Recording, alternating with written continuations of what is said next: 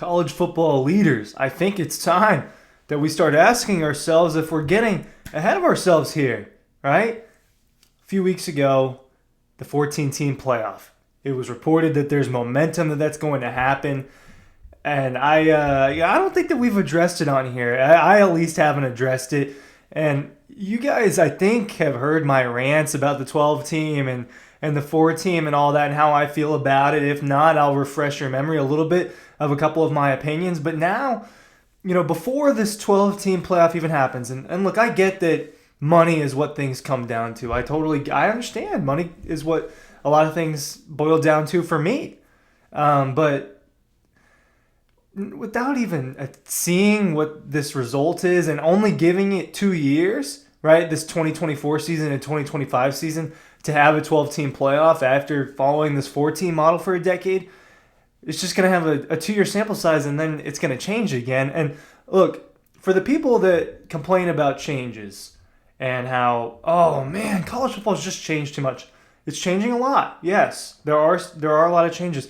It's always changed. I think it's just this quick burst of in a 5-year span how much is going to be different in the sport. And that's what I believe people are really having the hardest time wrapping their head around, is just how fast it's been for these changes. But going from 12 to 14 when we haven't even tried the 12, I do think it's ridiculous, right?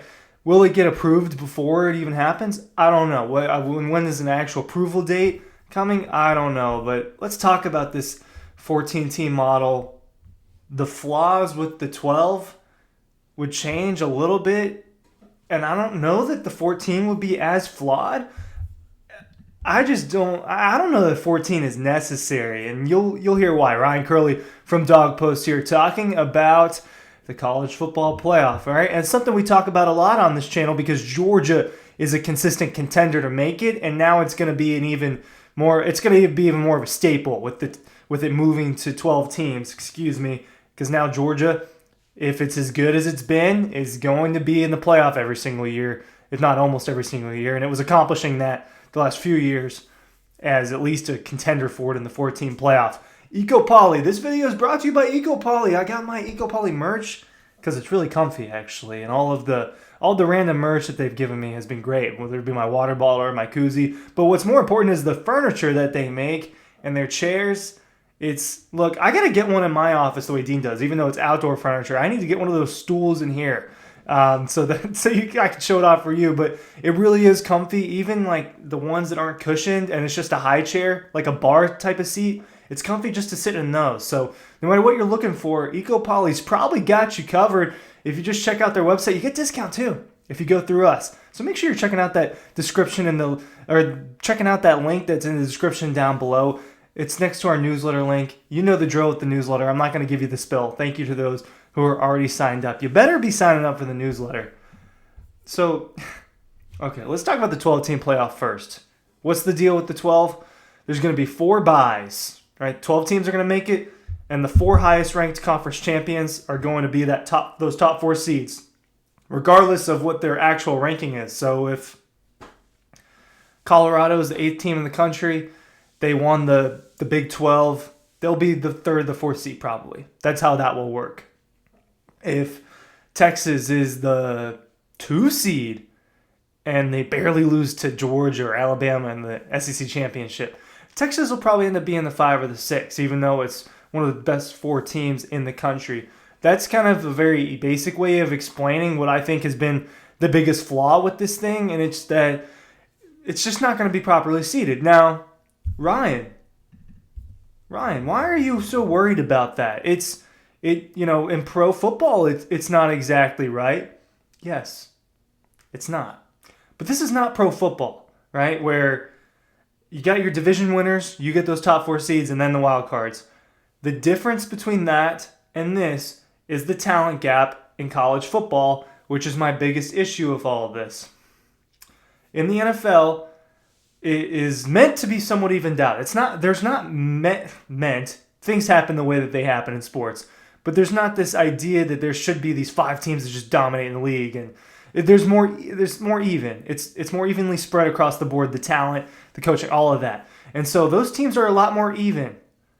It's not like that in college football. And what we're going to find out watching these 12-team playoffs and watching these 14 playoffs in a couple of years, if it does get approved the way it looks like it probably will, what we're going to find out is just how much of a talent gap there really is between that top-tier contenders and the step below and the step below, because there will be multiple steps below now competing for national championships. This is not basketball. I feel very strongly about this opinion. And, I have counter arguments to my own opinion that I'll get to in a sec. But look, we're watching this is the perfect time to talk about it because we're currently going through the NCAA basketball tournament, right? And I'm sure a lot of you guys really enjoy that. I love it. It's great, right? Oakland beats Kentucky. Grand Canyon beats St. Mary's, right? There's all sorts of great upsets and those things. It's basketball. And there's a reason why basketball has series and baseball has series, because there's a lot more variables in what can happen in a basketball game.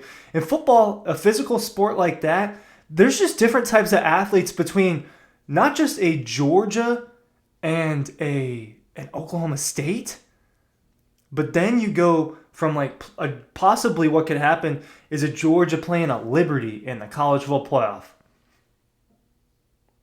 You have to play the games, and upsets do happen. And a little bit of the counter argument to that is there's a reason why they play them. And you see, Missouri almost beat Georgia both last 2 years. Well, guess what? Missouri was a good football team, and they're in the SEC, and they do have those athletes. But the talent gap between, and this sounds like SEC bias. Maybe it is a little bit, but it's more just what I've watched for years and years and years, and I've covered now for years as a media member. There is a size difference and a skill difference and a coaching difference at these programs, and it's not as evenly spread. So I really don't think that there are 14 teams capable of winning a national championship in college football in a given year. Are there 14 basketball teams? Yes, right? And you see like a UConn last year coming in flying hot as one of the 4 seeds in college basketball. Not a top 3 seed, but it's the 4 seed. And they go through and they win the tournament. And you've seen UConn do it in years past as a 7 seed, right? So that can happen more in basketball, and UConn was more of a singular example. But teams like Butler get to the national championship, stuff like that. It doesn't happen that way in football. And expecting those teams to, it's just not the same thing. It's not the same thing. So that's one of my fundamental flaws with this is I just don't think that a lot of teams can win a national championship. I think on a given year, there's not an exact number, but let's think about this past year. How many teams did everyone actually feel can win a national championship? If we're being realistic, and I include every team where there was a large opinion that this was a championship contending team, you can just go through the list. It was actually the biggest pool probably than compared to previous years of teams that were capable of winning a national championship. This past year was the biggest pool.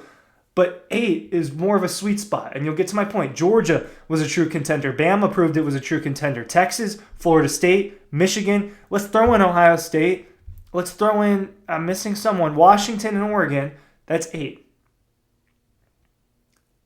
Missouri? Ole Miss? Are they the ones on the outside looking in? Penn State? Outside looking in? But we're talking about 8 teams that maybe people felt, yeah, that's a national championship team. And Oregon kind of proved that it wasn't by losing to the same team twice. So you got to boot them out of that. Ohio State got beat by Michigan again. I don't know, but Ohio State definitely could have competed. But you see where I'm going with this? I don't think there are that many teams. So now that we look at this 14-team model, which I have ranted and really failed to discuss in detail, the SEC would just have 3 automatic qualifiers. The Big Ten would have 3 automatic qualifiers. The ACC would have 2. The Big 12 would have 2. And there would be 1 Group of 5 automatic qualifier. And then there would be 3 at-large spots, or a Notre Dame type of deal, join a conference, eliminate this issue. It's good for the SEC in a way, having a guaranteed 3 teams. I kind of think that in a lot of the years in this 12-team model, the SEC would likely have 3 anyway. When you think about, well, they would have had 4 this past year. In the first season of the college football playoff, if it was last year, the SEC would have had 4 teams. It would have had a third of the college football playoff. So you see my point, that this thing is not as evened out. And so one of the positives, I would say, and I told you I'd play devil's advocate a little bit, is that the SEC and the Big Ten would get more automatic qualifiers as deeper conferences that are putting out more of these teams. But, I mean, I don't think they need them. I don't think that they need the automatic qualifiers. I think what we're going to end up seeing already is that's going to naturally happen. We're jumping the gun on this thing. There's going to be a lot of blowouts. Now, there are a lot of good things about this. The campus games are going to be fun. More games spread out throughout a month will be fun. But it's chaotic. Hey, a lot has to do with the calendar. A lot has to do with money. And a lot of this I don't agree with. Thanks for listening. Links are down below.